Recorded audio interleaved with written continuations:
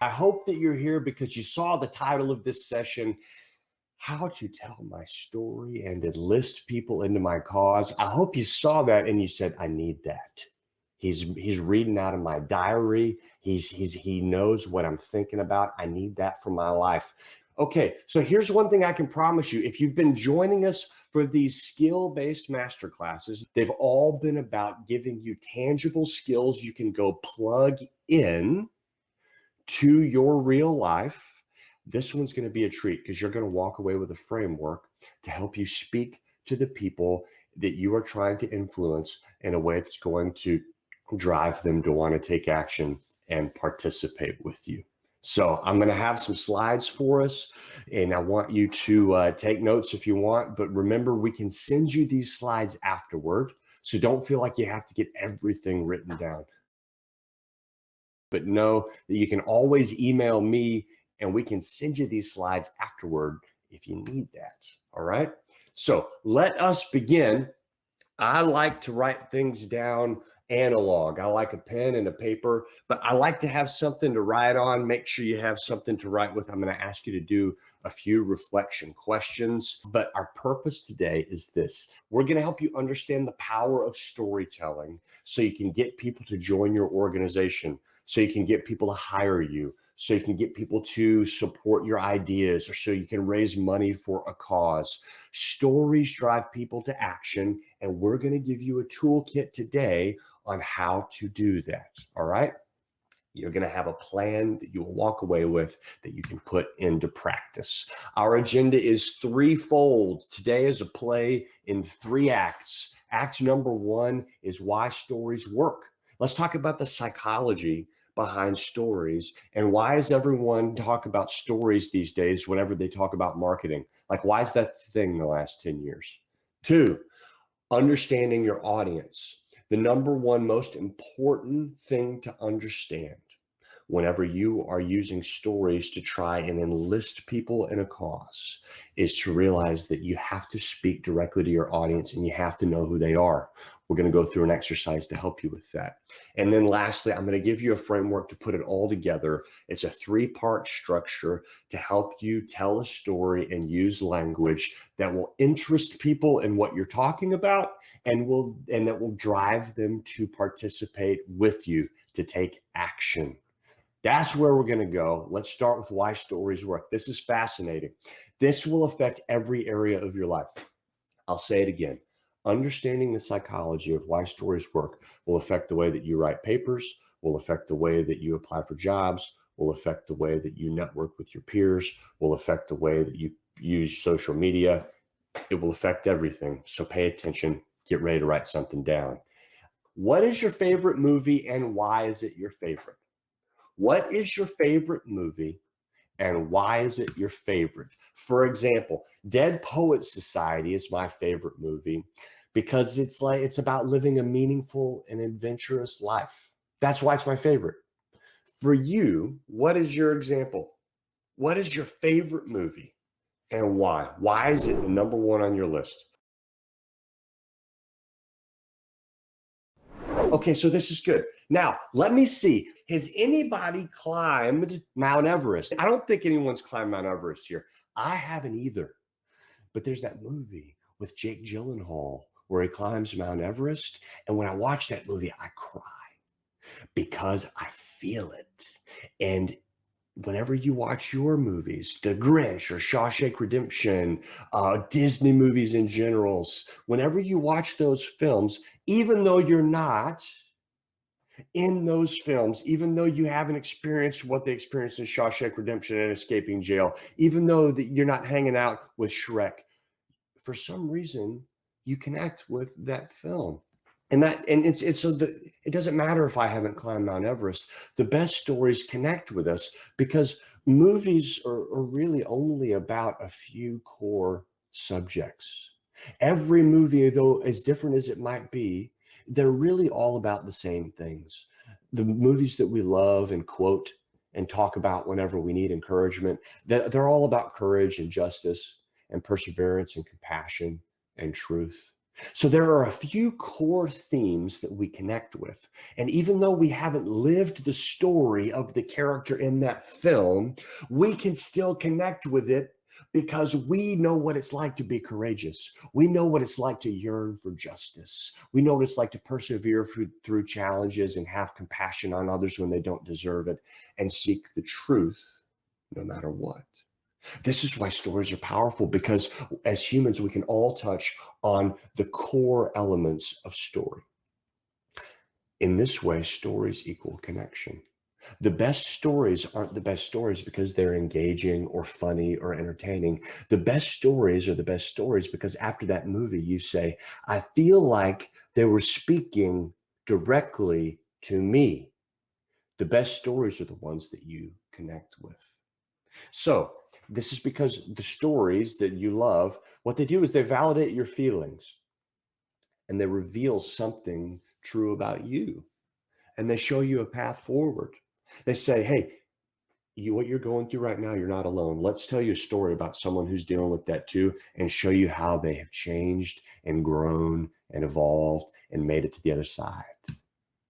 Somebody said Lion King earlier. I mean, we see this because Rafiki tells Simba, the question is, who are you? And so all of a sudden, Lion King's no longer a movie about a lion. It's a movie about coming home. All of a sudden, Lion King's about, even though we made mistakes in our childhood and we think that we ruined everything and our family's never going to accept us, it's a movie about being accepted for who we really are. And it's a movie about understanding that we always have what it takes. Oh, this is not just a movie about a lion. Or Batman. Alfred says to Bruce Wayne, why do we fall, sir? So that we can learn to pick ourselves back up. This is not a movie about superheroes. This is a movie about perseverance. This is a movie about not being discouraged. Oh my gosh. And Elsa, you know it. Sing it with me. Let it go. Let it go. You know this. This isn't just a movie about two sisters in the frozen tundra. This is a movie about accepting ourselves for who we are and not worrying about what others think. This is why stories matter. So stories equal connection. We can agree on this, but we're talking about how do we use stories to enlist other people in our cause. So if stories equal connection, then if stories are so powerful because they connect to our challenges and our aspirations, then why can't we use them to enlist and engage others? Well, we can. And this is what I want to show you how to do today. Because we all know stories are so powerful, let's use the power of stories to figure out ways to bring people in to the adventure that we want to have in our student organization, in like a mission that we want to create on campus, or even in employment or the kind of job that we want to get. All right. So people do this. We know Tom's shoes. I don't know if anybody's wearing some Tom's now, but Tom's shoes tells a story with their brand. Now, they're not making movies. They're not making movies about their shoes, but they're telling a story because remember, stories equal connection. Okay. So when we talk about storytelling in this way, interchange the word story for connection. So Tom's Shoes is telling a powerful story as a brand because they connect with their audience, with their consumer base. Tom's Shoes has a connection to your desire to do good, to be fashionable, and to be seen as a socially progressive or responsible person. If you like Tom's shoes, most likely you like them because they're telling your story. Tom's Shoes is not trying to tell you how amazing their shoes are. Tom's Shoes is not talking about themselves at all. They're talking about you. They're saying you are the kind of person who wants to be generous with your resources. You're the kind of person who values sustainability and making sure people who can't afford the resources they need have access to them. So that's why you buy with us. They make it about you. So we're going to do a couple more examples to show you how this principle of stories equaling connection can matter when it comes to getting people to do what you want them to do. Now, Tom's is all about doing good in the world, that's for sure. But you better believe they're also trying to make money. And they do it because if you connect with them, because they've told you the kind of person you are and you agree, you're going to do business with them. JFK gave this beautiful speech here in Texas, where I am, about going to the moon. He gave this speech about going to the moon, and he said, we choose to go to the moon not because it is easy, but because it is hard. What he was doing, he was not talking about the technical aspects of the rocket that was going to land on the moon. He was not talking about the political elements of the day with the space race in Russia. What he was doing was he was talking about the people sitting in the very audience. He was talking to the American people. He was creating a connection to America's desire to be the best, to be successful, to be a pioneer, to be first, to have pride in our country. So all of a sudden, landing on the moon, which was a huge technical feat, wasn't about landing on the moon at all. Landing on the moon was about me feeling like I'm a part of something bigger than myself. And JFK connected with people. So last example, and we're gonna do get to some work. Imagine being in a job interview or talking to someone, and you both all of a sudden find out that you're from the same town, or you find out that your parents went to the same college, or you went to the same college, or you know the same person, or you share a mutual friend. All of a sudden, that person is more interested in you and more interested in hiring you, and will spend more time talking to you and considering you for the position than they would someone with whom they did not have a connection.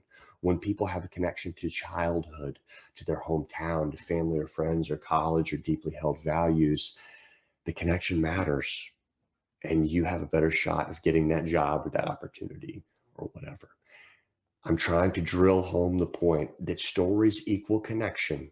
And when we feel connected to something, we are more willing to participate. Stories equal connection. And when we feel connected to something, we are more willing to participate. This is why stories work. Every film that you don't love it because it's a good film. You love it because it says something about you. This is wisdom that will change the way that you see everything. Okay. So now we've talked about why stories work. Let's talk about understanding your audience. And then I'm going to give you a framework to use all across your life. What audience do you currently need to enlist in your cause or support you or choose you? Here's what I mean. Are you trying to keep involvement up in a student org? And so your audience would be students that are participants in the student org, or who might be. Or maybe you're looking for the right internship or job. So your audience would be hiring managers at jobs or internships that I'm doing. Or maybe you're trying to get people in your community to have more awareness and be more interested in racial justice. And so that would be your audience. Those are the people that you're trying to get on board. I want each of you, as we move through this next section, to try and get clear on who an audience is that you're interested in being able to persuade or enlist or connect with, so that you guys can then do something together. So here's our brain, and here's what your brain is concerned with at all times. Your brain is concerned with success, enjoyment, and solving challenges. Success or survival, enjoyment or thriving, enjoying my life, and overcoming all the challenges that show up in my life every day. So all of us all day long in our own brains are looking for the things that we think are going to make us more successful, trying to find things that we enjoy, and trying to solve challenges in our lives. We're consumed by this brain activity. Okay. And everyone else is looking at their phone, scrolling on Instagram, trying to find their own enjoyment, trying to find their own success, trying to solve their own problems. So why do I say this? Why do I say that this is what our brains do all day?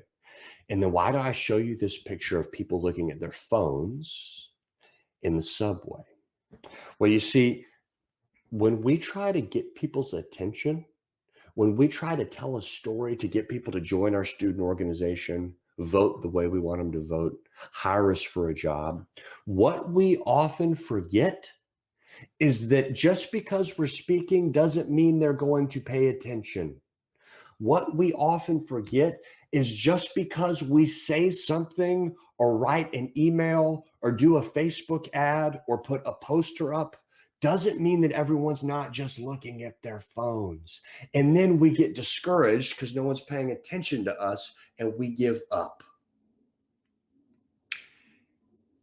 The smarter way to go about enlisting people in your cause is to remember that first, people are distracted and they are not interested in supporting you. Hate to tell you, and it's not because they don't like you, it's just because they don't know how enlisting in your cause is going to help them get what they want, which is success, enjoyment, and solving their problems. So what we must realize when we're using the power of stories to connect with people is that just telling people what we're doing doesn't matter because they're looking at their phones. We need to tell people how enlisting in a cause with us helps them find success that they're looking for, helps them enjoy their lives more, and helps them solve the challenges that are currently plaguing them. Basically, bottom line, no one's paying attention to you, but they will if you frame what you're trying to get them to do through the lens of story. So here's what I want you to do. Let's say I'm Carson and I'm wanting to reach athletic administrators. So I would write down, who do I want to reach? Athletic administrators. You can do this right now on a piece of paper. You can draw this if you want. You can take a screenshot. I'll also send it later to those who fill out our survey. So here's what we want to do to understand our audience. You want to say, okay, Jack football says people that are in the clubs I'm in. Kaylin says cheerleading teammates, local businesses, fraternity members, says Jodine. So whoever you want to reach, I want you to make a T-chart like this. And this, you're here to do real work. So I encourage you to do this with me. Write it out. So you walk away having done the work and this wasn't a waste of your time. So I want to reach people that are in the clubs that I'm in. So I want to reach people in the business club. So in the success column, we'd say, what do they think they need to be happy and fulfilled and get what they want? What do these people in the business club think that they need? So these are not examples for business club, obviously, but like some examples would be, what kind of knowledge and skills do people in the business club need to find success in their life? Do they care about saving time or acquiring resources or building a network of people? If it's someone who's hiring, are they looking for a good hire?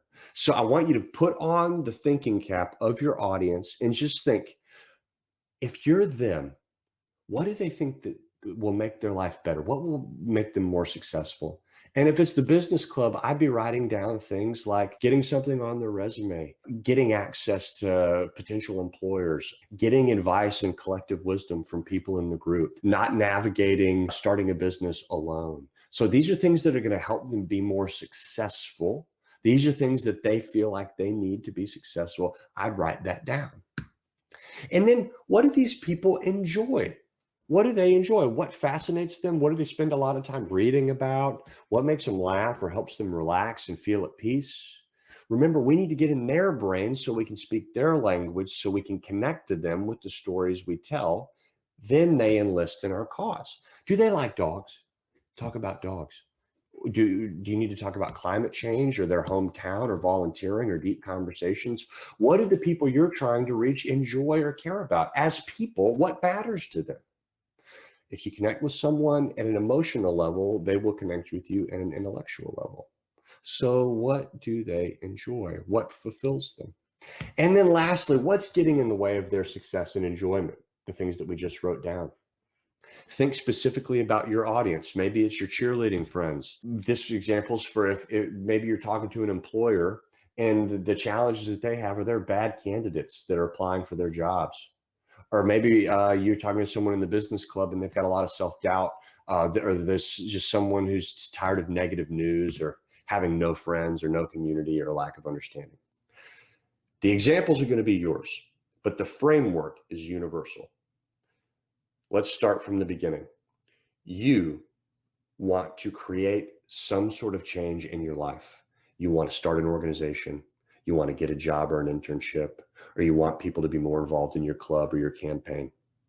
In order to do that, what you need to do is you need to get really specific on who it is that you're trying to enlist, and then do the work of understanding what they think they need to be successful, enjoy their lives, and overcome challenges. This is step one. So once you do this, all of a sudden, people will go, are they just speaking directly to me? Oh my gosh, I feel like everything they're saying, like they're reading my mind or something like that. You've experienced a brand like that where you say, oh my gosh, they're speaking directly to me. And that's because people will hire you, join you, pay you, or support you. They'll take action because, number one, you give them the tools or time that solves a challenge they experience. People will follow you anywhere if you give them the tools or time to solve a challenge that they experience. Number two, if you help people find fulfillment and navigate their challenges of becoming who they're trying to be, which increases their enjoyment of life, they'll follow you and they'll sign up for everything that you're doing. All you have to do is say clearly to your audience, I'm here to help you be more successful. I'm here to help you solve your challenges. That person that you want to be, I'm here to help you do that. Think about it this way.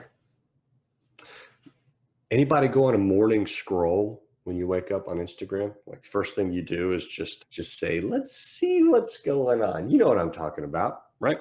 So what ads do you stop on? We all see sponsored posts on Instagram, and you stop on certain sponsored posts.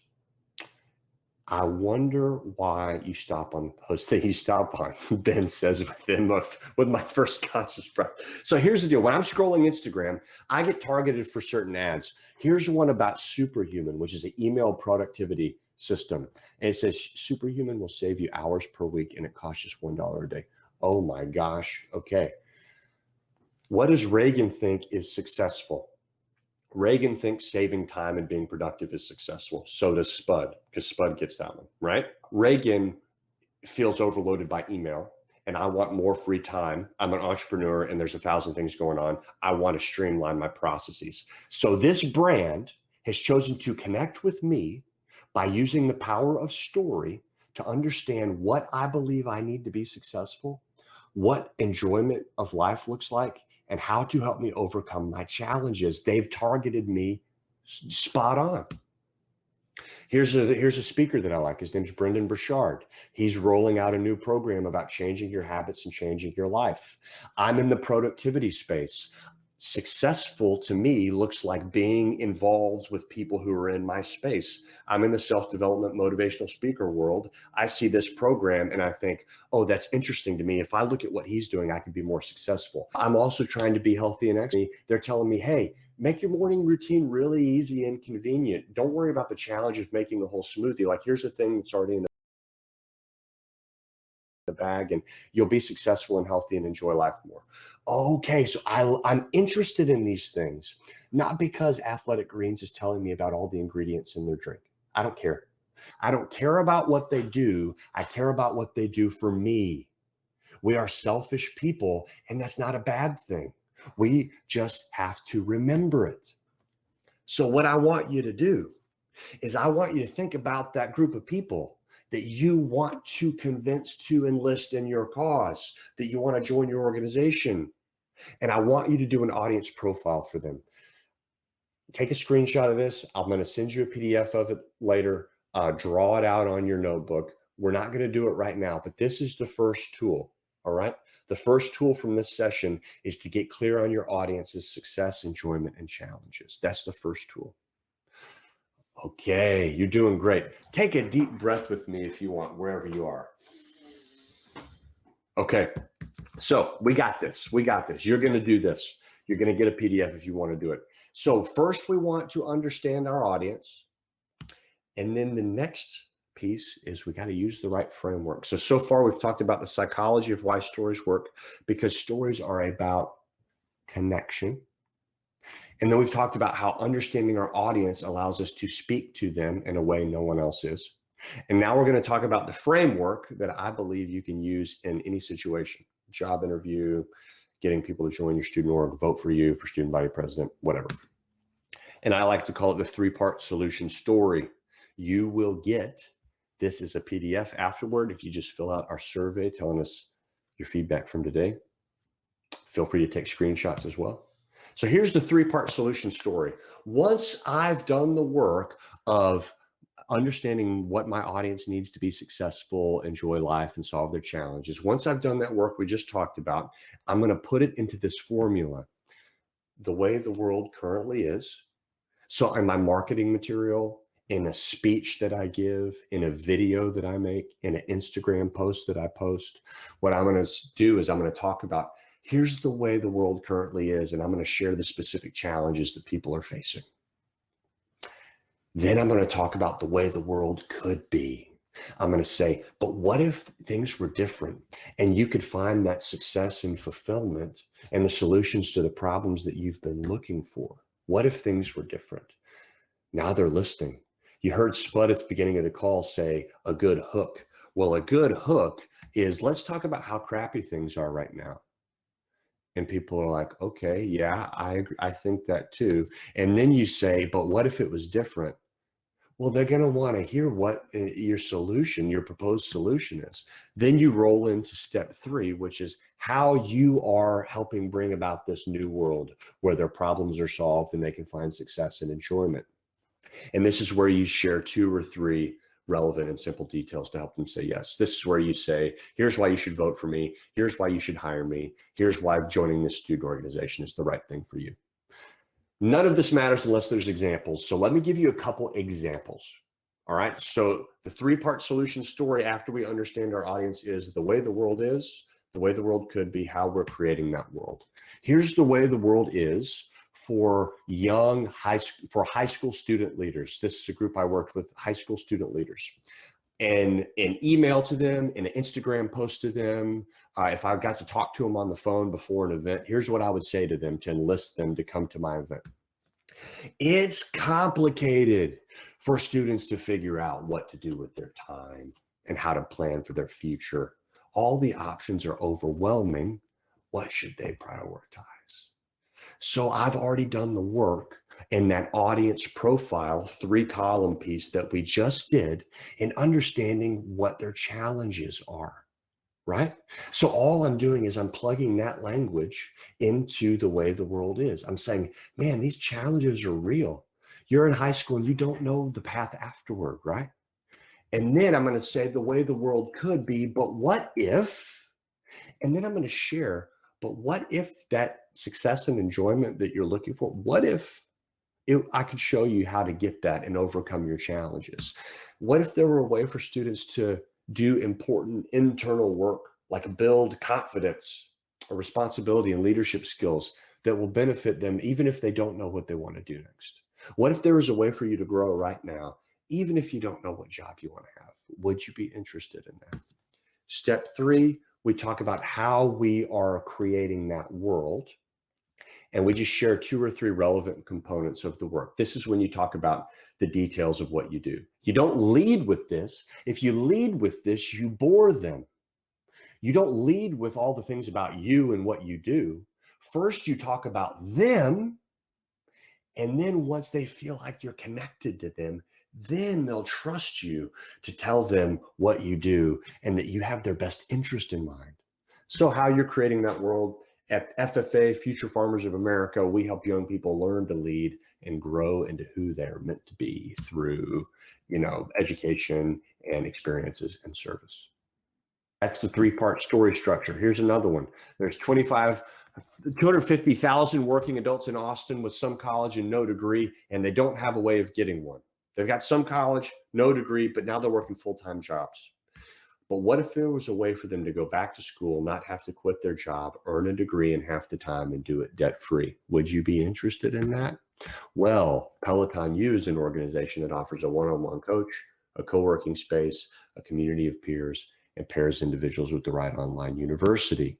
Here's the way the world is for my customers. Right now, in almost every company around the world, people are taking part in terrible meetings that waste time and resources and fail to address top priorities.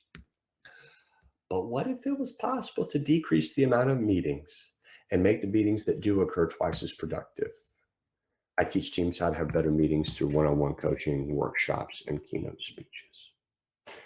We are not telling stories in the sense of movies or telling a story about the time that you were in Barcelona, but we are using the same technique, which is connection. So the power of stories helps us to connect with the aspirations of the people that we want to enlist and invite them into the story we can tell together. So step one is to do that 3-column audience understanding piece that we just talked about.